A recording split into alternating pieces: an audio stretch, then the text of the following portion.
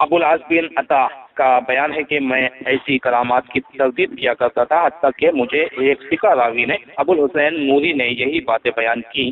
میں نے ان سے دریافت کیا تو انہوں نے جواب دیا اسی طرح ہے۔ وہ کہتا ہے ہم دریائے دجلہ میں ایک کشتی میں تھے، لوگوں نے ابو الحسین سے کہا ہمارے لیے دریائے دجلہ سے ایک ایسی مچھلی نکالیں جس میں 3 رتل اور 3 اوقیے ہوں۔ چنانچہ انہوں نے اپنے ہونٹوں کو جنبش دی تو فوراً ایک مچھلی جس میں 3 رتل اور 3 اوقیے تھے پانی سے نمودار ہوئی اور دیکھتے ہی دیکھتے اس کشتی میں آ گری۔ ابو الحسین سے عرض کی گئی ہم تجھے اللہ کا واسطہ دے کر سوال کرتے ہیں کہ تو ہمیں بتا کہ تو نے کن الفاظ سے دعا مانگی ہے۔ انہوں نے کہا میں نے عرض کی تھی مجھے تیری عزت کی قسم اگر تو نے ایسی مچھلی نہ نکالی جس میں 3 رتل اور 3 اوقیے ہوں تو میں دریائے دجلہ میں اپنے آپ کو غرق کر لوں گا۔ جنید کہتے ہیں میں نے نوری کو کہتے ہوئے سنا میں رکہ میں تھا، وہاں کے مرید میرے پاس آئے اور یوں بولے ہم مچھلی کے شکار کے لیے باہر جا رہے ہیں۔ انہوں نے مجھے بھی کہا لا ایک ایسی مچھلی اپنی عبادت گزاری اور اپنے اس مجاہدے کے زور پر جس پر تو قائم ہے، جس میں گوشت صرف 3 رتل ہو، کم ہو نہ زیادہ۔ چنانچہ میں نے اپنے مولا سے عرض کی اگر اسی لمحے تو نے ایسی مچھلی نہ نکالی جس میں ان کی بیان کردہ خوبی بھی موجود ہو تو میں اپنے آپ کو دریائے فرات میں ڈال دوں گا۔ چنانچہ میں نے ایک مچھلی نکالی، اس کا میں نے وزن کیا تو وہ پوری 3 رتل کی تھی، کچھ زیادہ تھی اور نہ ہی ذرہ بھر کم۔ جنید نے کہا میں نے ان سے عرض کیا اے ابو الحسین اگر وہ مچھلی نہ نکلی تو کیا تو نے اپنے آپ کو دریا میں ڈال دینا تھا؟ بولے جی ہاں۔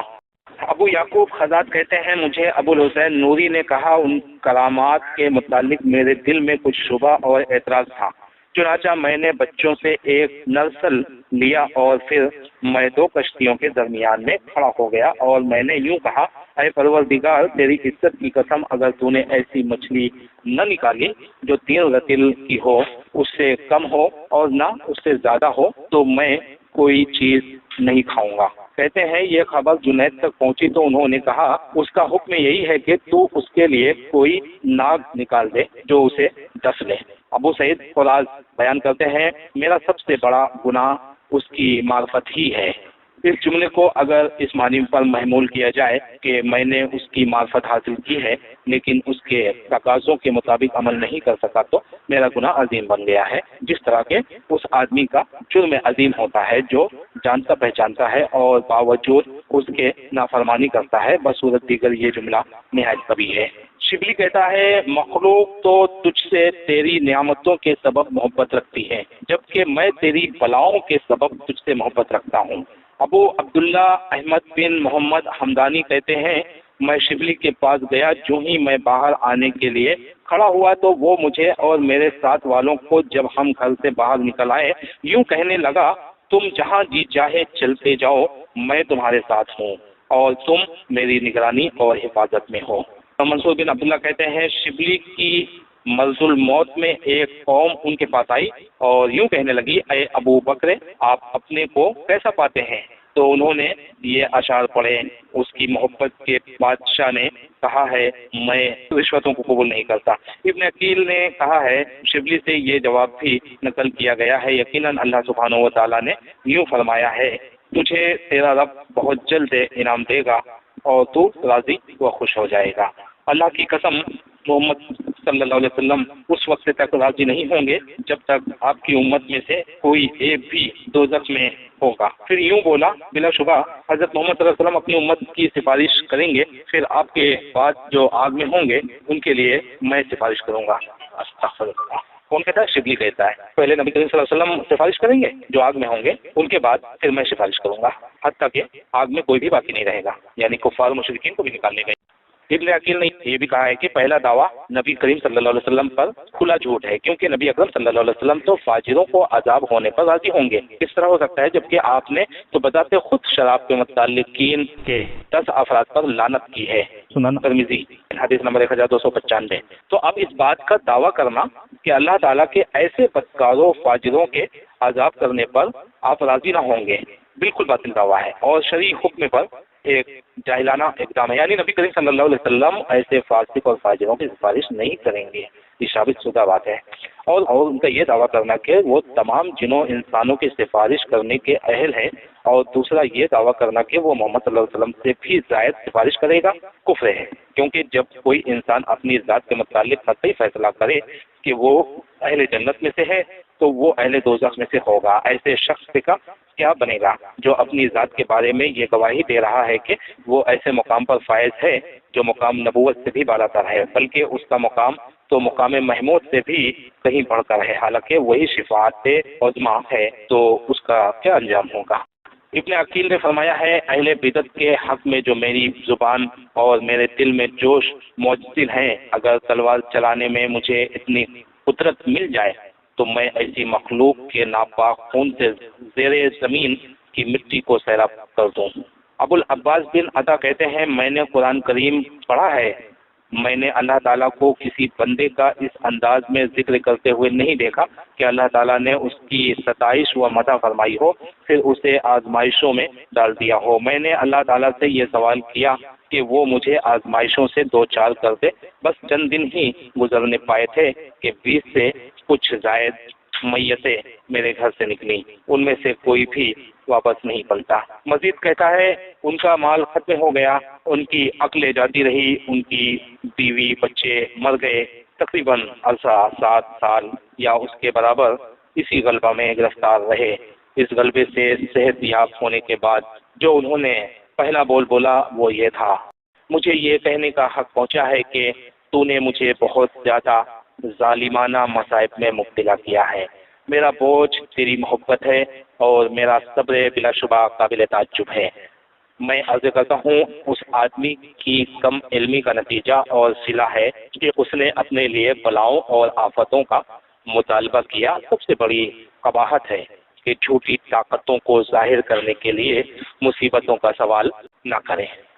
محمد بن حسین سلمی کہتے ہیں، میں نے ابو الحسن علی بن ابراہیم حضری کو کہتے ہوئے سنا، مجھے اور میری آزمائشوں اور مصیبتوں کو کھلا چھوڑ دو، کیا تم اس آدم یعنی آدم علیہ السلام کی اولاد نہیں ہو جسے اللہ تعالیٰ نے اپنے دست مبارک سے تخلیق فرمایا، اس میں اپنی طرف سے روح پھونکی اور اس کے سامنے ملائکہ کو سجدہ ریز کیا اور اسے اپنا حکم دیا جس کی اس نے خلاف ورزی کی، تو جب تیل والے برتن میں اول ہی تلچھٹ ہوگی تو اس کے آخر کا کیا کہنا۔ مزید کہتے ہیں، حسری نے یہ بھی کہا ہے، ایک عرصہ تک میں جب تلاوت قرآن کرنے لگتا تو شیطان سے پناہ نہیں مانگتا تھا، بلکہ میں یوں کہا کرتا تھا، کون ہے شیطان جو کلام حق کی تلاوت کے وقت حاضر ہو جائے۔ تو واضح طور پر اللہ عز و جل کے حکم کی خلاف ورزی ہے، کیونکہ اس نے تو فرمایا، اللہ تعالیٰ نے فرمایا سورہ نحل آیت نمبر 99 قرآن پڑھنے کے وقت مردود شیطان سے اللہ کی پناہ طلب کرو۔ العباس احمد بن محمد دینوری کا بیان ہے، ان لوگوں نے تصوف کے ارکان کو توڑ ڈالا، اس کے راستوں کو خراب کر دیا، اس کے معنی و مطالب کو بدل ڈالا اور انہوں نے اس کی خود ساختہ نت نئے نئے نام تجویز کر لیے۔ اہل انحراف اور کج روح لوگوں کا حال اسی طرح کا ہے، وہ مدور ایام کے ساتھ ساتھ ناموں کو تبدیل کر کے خود ساختہ نام رکھتے رہتے ہیں۔ آپ دیکھیں گے کہ وہ پہاڑی بازی کا نام اجتماع عمل رکھتے ہیں، حق و حسد کا نام اللہ تعالیٰ کے لیے بغض رکھتے ہیں، تکبر و خود پسندی کا نام نفس کی تیاری اور امتیازی پہچان رکھتے ہیں، دنیا اور اہل دنیا کا اہتمام کرنے کو اجتماعیات یعنی معاشرتی ضرورتوں کا نام سجاتے ہیں۔ ان کے علاوہ بھی جن کا لفظ ایسے تماش کے لوگوں پر ہی اثر و رنگ چڑھتا ہے، تو نئے نئے نام تجویز کر لیے انہوں نے۔ اتباع کا نام یادتی اور بے ادبی کا نام اخلاص، حق سے باہر نکلنے کا نام صوفیانہ نعرہ، مذموم اشیاء سے حصول لذت کو طیب و خوشگوار، سوئے خلق اور بد اخلاق کو شان و شوکت، بخل کو باہمی و جواں مردی، خواہشات کی پیروی کرنے کو آزمائش، دنیا کی طرف رجوع کرنے کو وصل حق، بھیک مانگنے کو عمل اور بد زبانی کو ملامت کا نام دے رکھا ہے۔ ابن عقیل نے فرمایا، صوفیہ نے حرام کاموں کی ایسی عبارتوں سے تعبیریں کر رکھی ہیں کہ اپنے مخصوص معنی مراد لینے کے لیے انہوں نے ان کے نام ہی تبدیل کر رکھے ہیں۔ انہوں نے لہو و لعب اور گانوں پر اکٹھا ہونے کا نام اوقات رکھا ہے۔ بے ریش نوخیز بغیر داڑھی مونچھے لڑکوں کے لیے شب جوان کا نام رکھا ہے۔ معشوقہ کے لیے اخت یعنی بہن کا نام رکھا ہے۔ معشوقہ کا نام اخت رکھا ہے۔ توحید کا نام شرک رکھ دیا، شرک کا نام توحید۔ واہ کیا بات ہے! معشوقہ کا نام بہن رکھ دیا، اخت۔ محبت کرنے والی کے لیے مریدہ، محبت جو کرتی ہے اس کا نام مریدہ رکھ دیا۔ ارادت مند خاتون کا نام مریدہ۔ رقص و سرور اور طرب انگیز کیفیات کے لیے وجد کا نام، اور فضول اور بیکاری افعال سر انجام دینے والی جگہ کو رباط یعنی خلوت خانہ کا نام دیا ہوا ہے۔ ناموں کی اس تبدیلی سے وہ اشیاء اور افعال حلال تو نہیں ہو سکتے؟ داعیان حق اور طلبہ علم کے لیے یہ ایک انتہائی اہم ترین قاعدہ کلیہ ہے، انہیں اس سے غافل نہیں ہونا چاہیے۔ اس قاعدے کے ذریعے حق پر پردہ ڈالنے والوں کی ملمہ سازیاں اور کجرو لوگوں کی جال سازیاں پہچانی جا سکتی ہیں۔ تربیت اور رہنمائی۔ حسن بن علی دامغانی کا بیان ہے، اہل بسطام میں سے ایک شخص ابو یزید بسطامی کی مجلس سے کبھی بھی الگ نہیں ہوتا تھا۔ ایک دن اس نے ان سے کہا، اے استاد، میں عرصہ 30 برس سے روزہ رکھ رہا ہوں اور رات کو قیام کر رہا ہوں، اور میں شہوات کو بھی ترک کر چکا ہوں، لیکن میں اپنے دل میں وہ چیزیں اور کیفیات بالکل نہیں پا رہا جن کا آپ تذکرہ کرتے تھے۔ ابو یزید نے کہا، اگر تو 300 برس تک روزے رکھے اور 3 صدیوں تک قیام اللیل بھی کرتا رہے اور تو اسی حال پر رہے جس پر میں تجھے دیکھ رہا ہوں، تو اس علم کا ذرہ تک نہیں پا سکتا۔ آدمی بولتا ہے، استاد صاحب وہ کیوں؟ ابو یزید، کیونکہ تو اپنے نفس کی وجہ سے پردے میں ہے۔ آدمی، کیا اس پردے کے لیے کوئی دوائی بھی ہے جو اس حجاب کو ہٹا دے؟ ابو یزید، جی ہاں، لیکن تو اس دوائی کو قبول نہیں کرے گا۔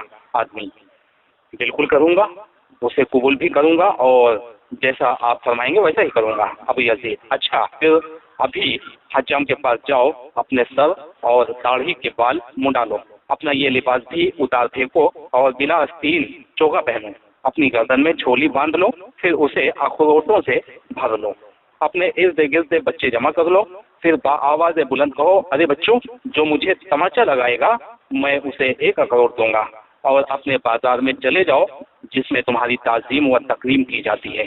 آدمی، اے ابو یزید، سبحان اللہ، آپ مجھے ایسی باتیں کہہ رہے ہیں، کیا مجھے ایسا کرنا اچھا لگے گا؟ ابو یزید، تیرا سبحان اللہ کہنا شرک ہے۔ استغفر اللہ۔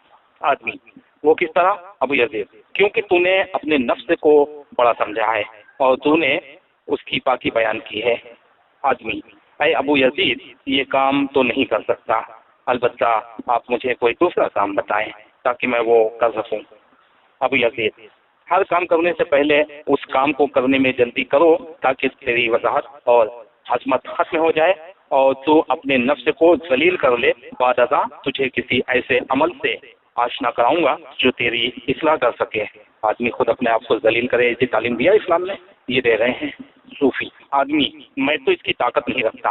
ابو یزید، پھر تو یقیناً نہیں کر سکتا۔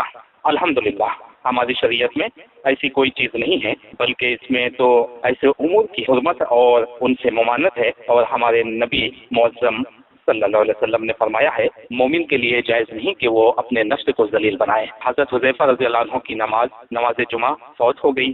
آپ نے لوگوں کو نماز جمعہ سے پلٹتے ہوئے دیکھا تو چھپ گئے تاکہ نماز کے فوت ہونے کے معاملے میں آپ نگاہ نقص سے نہ دیکھے جائیں۔ اور کیا شرع کسی سے نفس کے اثرات کو ختم کرنے کا مطالبہ کرتی ہے؟ بلکہ شرع تو نفس کے جاہ و جلال کو باقی رکھنے کی کوشش اور صحیح کرتی ہے، اور وہ بھی بلا فخر و غرور اور اکڑپن کے اظہار کی۔ اگر بہلول یعنی عمدہ صفات کا حامل سردار یوں تھپڑ تماچے مارنے کا حکم دے تو یقیناً کبھی حرکت ہے۔ ہم اللہ تعالیٰ سے ایسی ناقص عقلوں سے پناہ مانگتے ہیں جو ایک نئے آنے والے سے ایسے امور کا مطالبہ کرتی ہیں جن سے شرع راضی نہیں ہوتی اور وہ راہ فرار اختیار کرتا ہے بلکہ متنفر ہو جاتا ہے۔ ابو حامد غزالی نے کتاب الاحیاء میں یحییٰ بن معاذ سے یہ حکایت نقل کی ہے کہ انہوں نے کہا، میں نے ابو یزید سے دریافت کیا، کیا آپ نے اللہ تعالیٰ سے معرفت کا سوال کیا ہے؟ وہ بولے، یہ تو اس کے لیے ناممکن بات ہے کہ اپنے سوا کسی کو اپنی معرفت کروائے۔ کیا کلام ہے!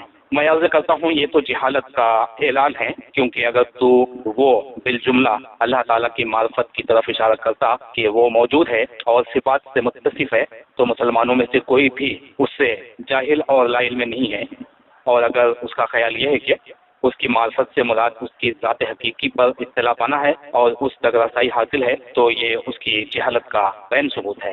ابو حامد نے حکایت بیان کی ہے کہ ابو تراب نقشی نے اپنے ایک مرید سے کہا، تو ابو یزید کو صرف ایک مرتبہ ہی دیکھ لے تو یہ تیرے لیے 70 بار دیدار الہی سے زیادہ نفع مند رہے گا۔ استغفر اللہ! یہ تو جنوں اور دیوانگی سے بھی چند درجات اوپر چلا گیا ہے۔ ابو حامد غزالی نے ابن القرینی سے یہ حکایت بیان کی ہے کہ اس نے کہا، میں ایک محلے میں رہائش پذیر ہوا، وہاں میری صلاح و تقوی کی وجہ سے جان پہچان ہو گئی۔ میرے دل میں بھی یہ خیال آنے لگا تو میں ایک حمام میں جا پہنچا، وہاں میں نے عمدہ ترین اور قیمتی ترین لباس پر نگاہیں رکھ لی۔ بالآخر موقع پا کر میں نے وہ چرا لیا اور اسے پہن کر اس کے اوپر میں نے اپنا جبہ پہن لیا اور باہر نکل آیا اور خرامہ ٹہلنے لگا۔ لوگوں نے مجھے آدھا پہنچا، انہوں نے میرا جبہ اتار پھینکا، میرے کپڑے اتار لیے اور میری تھپڑوں سے خدمت کی۔ اس کے بعد میں چور حمام کے نام سے معروف ہو گیا۔ تو اس طرح میرے نفس کو اطمینان اور سکون میسر ہوا۔ کیا تعلیم ہے! اپنے آپ کو ذلیل کرو۔ ابو حامد کہتے ہیں، اس طرح یہ لوگ اپنے نفسوں کو کچلتے ہیں حتیٰ کہ اللہ تعالیٰ انہیں مخلوق کی نگاہوں سے نجات دے دیتا ہے، پھر ان کی اپنی جانوں کی نگاہوں سے بھی بالا تر کر دیتا ہے۔ یہ ارباب احوال بعض اوقات اپنے نفسوں کا علاج ایسے طریقوں سے کر لیتے ہیں جن کا کوئی فقی فتویٰ بھی نہیں دے سکتا، اگرچہ اس میں کتنی اصلاح نفس ہو۔ پھر اپنی اس کوتاہی اور تقصیر کا تدارک بھی کر لیتے ہیں، جس طرح کے اس صاحب نے حمام میں کیا ہے۔ پاک ہے وہ ذات جس نے ابو حامد کو فقی دائرے سے اس کتاب الاحیاء کو تصنیف کرنے کے سبب باہر نکال دیا ہے۔ کاش کہ وہ کتاب میں اس جیسی مثالیں بیان نہ کرتے جو جائز نہیں تھی۔ تعجب تو اس بات پر بھی ہے کہ وہ انہیں بیان بھی کرتے ہیں اور پھر ان کی تحسین بھی کرتے ہیں اور ان کے اصحاب کو ارباب احوال کا نام دیتے ہیں۔ اس حالت سے بڑھ کر کون سی حالت کبھی ترین اور سخت ترین ہو سکتی ہے جو آدمی شرع کی مخالفت کرتا اور پھر اس ممنوع کام ہی میں اپنی مصلحت دیکھتا ہے۔ یہ کس طرح جائز ہو سکتا ہے کہ گناہوں کے ارتکاب سے دلوں کی اصلاح طلب کی جائے؟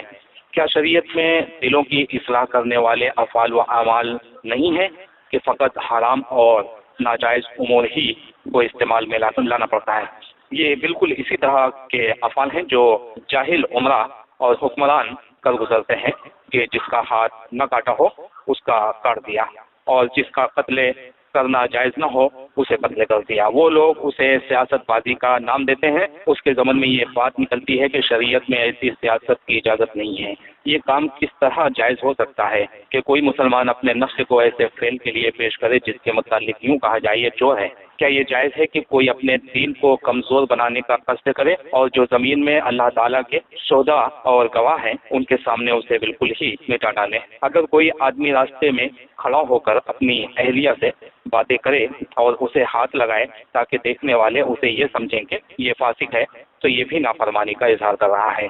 پھر کس طرح کسی دوسرے کے مال میں اس کی اجازت کے بغیر تصرف جائز ہو سکتا ہے؟ امام احمد اور امام شافعی رحم اللہ کی اس زمن میں یہ نص موجود ہے کہ جو شخص حمام سے کپڑے چرائے جبکہ ان پر کوئی نگران بھی موجود ہو تو اس کا ہاتھ کاٹنا واجب ہے۔ پھر یہ ارباب احوال لوگ کون ہیں جو اپنی ہی مرضیوں اور اپنے ہی واقعات پر عمل پیرا ہو سکتے ہیں؟ ہرگز نہیں، اللہ کی قسم، بلا شبہ ہماری شریعت تو ایسی ہے جس میں اگر ابو بکر صدیق رضی اللہ عنہ بھی اپنی رائے اور اپنی مرضی سے شریعت سے الگ ہو کر کوئی عمل کرنا چاہیں تو ان سے بھی وہ عمل منظور و مقبول نہیں کیا جائے گا۔ اپنے کپڑوں کو چھین لینے والے شخص پر تعجب کرنے سے زیادہ تو مجھے اس فقی ڈاکو پر تعجب ہو رہا ہے جو فقہ کا علم رکھنے کے باوجود تصوف پر چھینا جھپٹی کر رہا جانے ہے۔ سے پہلے ایک کام ضرور کریں، یہ انفارمیشن اگر آپ کو صحیح لگی تو ویڈیو کو لائک کریں اور لوگوں تک پہنچائیں۔ اگر آپ اس سے مطمئن نہیں ہیں تو ڈس لائک کریں، خالی ہاتھ نہ جائیں، کچھ نہ کچھ ضرور کریں۔